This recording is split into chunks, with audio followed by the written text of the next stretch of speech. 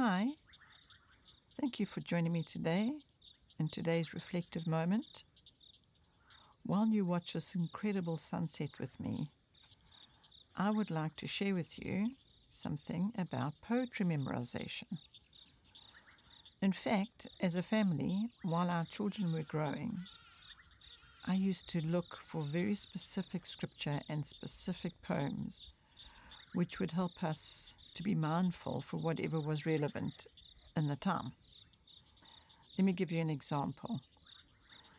If perhaps there was some unkind behavior that we had experienced, be that within the immediate family, or perhaps when we were out and about, or we had visitors, or we were visiting, wherever or however, it happened to be that we witnessed something that was not positive.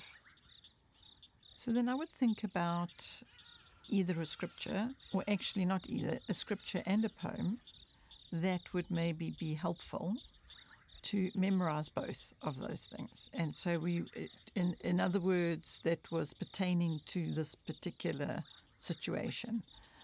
In this instance, I'm just going to use the example of being unkind. We had experienced somebody somewhere, somehow. There had been some unkind behavior. So I would look up some scripture that would address that, and I'd try and find a poem. And then we would write the scripture out, and we would stick it up on the walls and the doors and the fridge and the mirror, bathroom mirror, wherever. And so that became the scripture memorization for us in that time. So basically what was happening is we were transferring this negative experience into something good, as in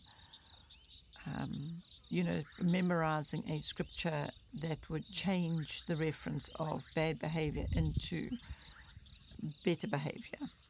Or, in the same thing applied to a poem. The poem we would make fun, have a poem and have fun with it. In fact, an example that comes to mind right now is this one poem, little poem, that we had all memorized, and it goes like this. O thy hideous monster sin, what a curse thou hast brought in. All creation groans for thee, growing cause of misery. So we would make some fun with it and then write it out and practice it until it was memorized.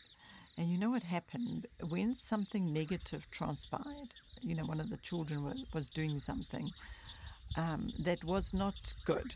It was, sinful nature creeping up.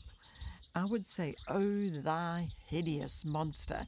And the children go, okay, mom, you don't have to say it, we know. And instantly the behavior would change. The bad behavior would stop. And then the behavior would, be considered, and they would be mindful of the fact that sin is a hideous thing and it causes misery. So let's not do that. Actually, once again, I'm just going to stop now with this sharing about poetry memorization while we just watch these Egyptian geese going for a little paddle across Lake Crystal.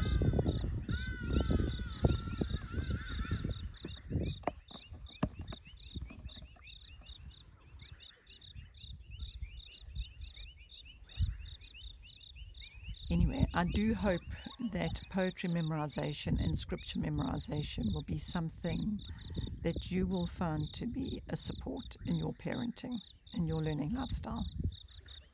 Thanks for joining me today in this reflective moment.